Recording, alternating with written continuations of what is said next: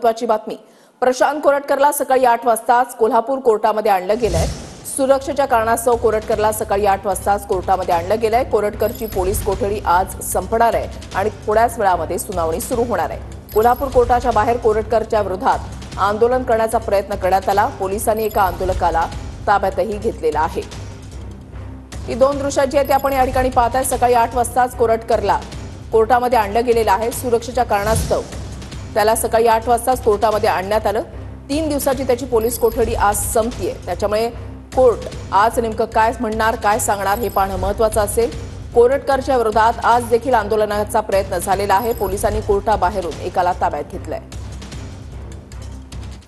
पुढच्या बातमीकडे वळूयात। दिशा सालियन मृत्यू प्रकरणामध्ये आता एक नवा अँगल समोर आलाय। मालवणी पोलिसांच्या आधीच्या क्लोजर रिपोर्टमध्ये आत्महत्याच केल्याचं नमूद आहे। दिशा सालियन आर्थिक बाबींमुळे अडचणीत होती। वडिलांच्या एका अफेअरमुळे दिशा त्यांना पैसे देऊन थकली होती। दिशानं वडिलांच्या विवाहबाह्य संबंधांबद्दल मित्रांनाही सांगितलेलं होतं आणि या गोष्टींमुळे तणावातून दिशानं आत्महत्या केल्याचा मालवणी पोलिसांचा निष्कर्ष आहे। मालवणी पोलिसांच्या आधीच्या क्लोजर रिपोर्टमध्ये नमूद करण्यात आलंय। बघा, हा दिशा सालियन हा जे काय तुम्ही म्हणताय, त्यांच्या घरामध्ये आर्थिक चणचण होती, त्या मुलीला डिप्रेशन होतं, हा त्यांचा कौटुंबिक आणि व्यक्तिगत प्रश्न आहे। त्याच्यावरती आम्हाला राजकारण करायचं नाही। जे आत्ता 5 वर्षांनी तिच्या वडिलांना हाताशी धरून जे राजकारण करतात ते त्यांना लखलावं। पोस्टमॉर्टम रिपोर्ट कालच आलेला आहे, काही दिवसापूर्वी आलाय, पुन्हा एकदा प्रसिद्ध झाला। इतर काही गोष्टी येत आहेत। आम्ही समर्थ आहोत।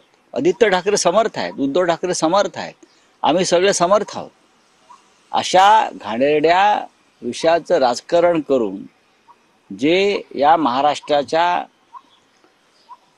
पहिल्या क्रमांकाच्या कुटुंबावर, ठाकरे कुटुंबावर चिखलफेक करू इच्छितात आणि पुन्हा बाळासाहेब ठाकरेंचे फोटो लावतात। आम्ही बाळासाहेब ठाकरेंचे विचारवाहक आहोत असे म्हणतात।